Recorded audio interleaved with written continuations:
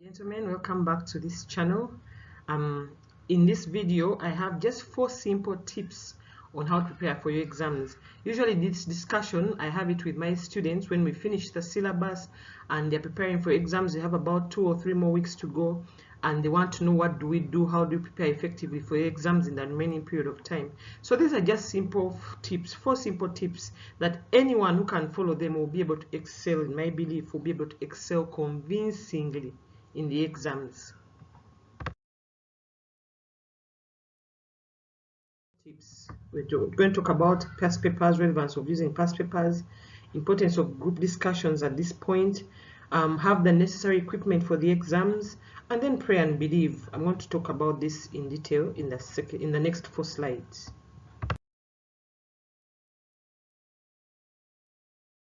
First tip is use past papers. Now, when you're preparing for exams, just know that these exams have been done for the last 10, 20, 30 years. And the same system that has been used in the last 5 years is the same system that's being used, most likely. So please go back 5 years and look at the past papers that have been used. What are the exams that have been given like?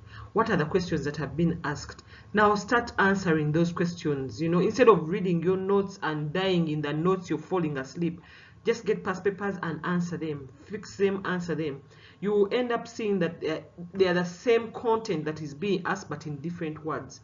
Now usually when lecturers are setting exams, they usually set the same topics because they have topics in the syllabus they're supposed to inquire or examine on. So it will be the same content, the same topics. I might change the wording here and there. Sometimes I don't even have to change it because it's perfect as it is. So go through those past papers because they'll give you an idea of what is necessary for the exam that you're going to do. It will make the exam questions very familiar to you, and you'll see a general trend that you'll find in all the exams that have come before you, before the one you're going to take, and which more likely will be the exam or close to the exam that you're going to take. Now this second tip is about group discussions. The group discussions I'm talking about here are effective targeted group discussions. Don't have more than 5 people because it will be a crowd. You just need 5 efficient readers or 5 efficient students in your class. Get the best in the class. They don't have to be your friends. This is business. This is preparing for exams. This is business. Get 5 friends and then go through the past papers and allocate questions to each of those 5 friends so that they go away for the day, they read up, they find answers, and you meet again in the evening and you go through those answers. Each person makes a presentation of their findings. That way you're able to take notes on their answers, and those answers are going to form what you read in the last few days or the last few weeks of the exams. After you have the answers that have been given by your friend and you've all discussed these answers for each question, all you have to do is just master that. Because once you master that, then you have mastered the answers to any possible questions that they can bring for any exam. So these group discussions are targeted, effective group discussions. Not the ones you have that of 10 people in your class, no, of 20 people, no. These are just 5 friends who are efficient and who are going to do their job. Now, should these people not do their job in the group, terminate them. Bring in someone new. Only pick people who are going to be efficient and who are going to carry their weight, so that everyone goes away, they read, they come back and give an answer, so that the group is, so that you don't have the burden of doing all the answers to the existing questions. Remember that previous slide I've said go through past questions. Now you're using the past questions or the past papers to give questions to everyone in the discussion group. They go and research an answer to it, and then they come back and present to the group. Then the whole group has answers. So this book, this small book that you write the answers from the discussions, is a book that you stay with and master. You don't need to go through all your notes again because your friend in the group has already found the answers for you. What do I mean by have the relevant equipment? You'll find that, for example, you have online exams these days. We are doing a lot more online exams. Make sure you have a working laptop. Make sure it's fully charged overnight. that you have 4 hours to go. Make sure if it's not working, you've planned to have a backup on your phone or another backup of a laptop. Because if you miss the exam, for you to look for a remake, the hassle you go through is really not worth it. And also from my experience, the remakes are usually harder than the original exam. Because why? I'm setting the remake and I'm annoyed that you wasted time and you didn't come for the first test that I did. So I'll do a second test for you to give you an opportunity. But I will not be as kind as I did the first test. I'm telling you the truth. It will not be as kind as I did the first test. The second makeup will be a little bit harsher than the first one. The first one I'll be considerate, all the people need to pass. But the second one, there are a few of you, some of you for whatever reason, you're telling me lies that you didn't do the exam. I do a remake for you. Just know it's going to be harder. So you're already at a disadvantage. Even when I'm marking you, even if it's an essay, I'm marking you when I'm not happy. So already you don't have favor before me. Your work doesn't have favor before me. You will not score as good as someone who did it in the first time. So have the relevant equipment. Make sure your laptops are fully charged. They are backed up. So that if you're doing it online, if power goes, you have a solution. If the laptop refuses, the second one can work. So that you don't fail to do the exam on the first take. Then also, if you're writing an exam, and this is now I'm talking about written exam, make sure your work stands out. Look, I'm reading 100 scripts a day. Your work needs to stand out from the ordinary blue. Use a black pen. They don't refuse black pens. Your work needs to be a slightly different. Highlight it.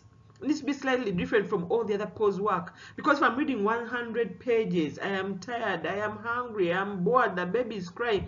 Guess what? The mind is sort of lazy and tired. But if a different color comes up, my mind opens. Or you've highlighted your answers, automatically I see the answer and I don't have to struggle through it, bad handwritings and what. So if you're doing a written exam, make sure your answers stand out. You can either use a highlighter or write your pen over a particular answer so that it stands out. If it's law, business law for example, make sure the sections and the cases stand out. Don't write them and I don't see them. Write over them so that it stands out automatically that I see the case. You find that because I'm reading all these people, sometimes I don't read everything, but if I see it highlighted, automatically in my mind I know you know what you're talking about. I don't even read the rest. Now I'm giving you frank tips. So make sure your work stands out when you're using it, when you're doing the exams. In other words, have the relevant equipment ready and go and excel. So my last tip for you this morning or this afternoon is it's important for you to pray and believe. Whether you're a Muslim or a Christian or whatever, we believe in a higher being, right? So it is important to pray. If you can pray for so many things, oh God, give me money today, do what? Really, exams are an important aspect of your life because they are determining a lot of your future. So pray about it. You know, the Bible says the prayer of a righteous man availeth much. You know, if you believe in God, pray about it, you will get many results. You'll have a lot will be availed to you because you have prayed. That's what it means, availeth much. A lot will be availed to you. What you prayed for will be availed to you or given to you because you have prayed. Now, I am a Christian, so I'm mainly talking about the Christian aspect. But it's the same principles with the Muslims as well, because I have many Muslim friends who are ardent believers in their faith. So you find that in the Bible, in John 21:6, the disciples had been trying to fish all night and they had caught nothing. So that morning, Jesus appears to them and says, what have you been doing? Oh, we've been trying to fish all day and we found nothing. So he said, okay, put your nets on the right-hand side of the boat. So the fishermen put the nets there and they caught so much fish that they had to get another boat to come and help them. You go and read that passage. In other words, pray to God and ask him to show you where to fish, to show you where to read. Because if he had the capacity to show these disciples where the fish were, he's all-knowing. He knows where the fish is. He knows what questions are going to come. So ask him to show you what topics, what questions are going to come. And you will harvest. You will have so much to harvest that you need other people to come and help you. You know, like how the fishermen had to have other people to come and help them with the fish. Because their boat was, the nets were breaking. Their boat alone could not contain what they had caught when they told them where to fish. So ask God to show you where to fish. Ask him to show you where to read so that you don't waste quality time. You don't waste effort and sleepless nights reading things that are not going to come. Ask him to spot for you. When we used to be in school, we used to say, God, please spot for me. Show me so that I don't waste my time. And he used to. So ask him where to fish. And then the thing of how, the third point is, how do you pray? Sometimes how do you pray? Of course, one, ask him to spot for you. But another thing, when you're about to do your exam, you're in the exam room, before it starts, ask him to give you for A-class reasoning and A-class answers. So that means when the lecturer, I'm looking at your work, I'm like, hey, this is A-class brilliance. Oh, this person has A-class answers. By A, I'm meaning 90 and above. They have A-class reasoning or A-class answers. And then ask God to give your work favor. You'll find that now, for us who are on the lecturing side, you find that there are times you get an exam sheet and you're so bored automatically. You're not even read anything. You don't know the person because we never know who we are marking. There are no names.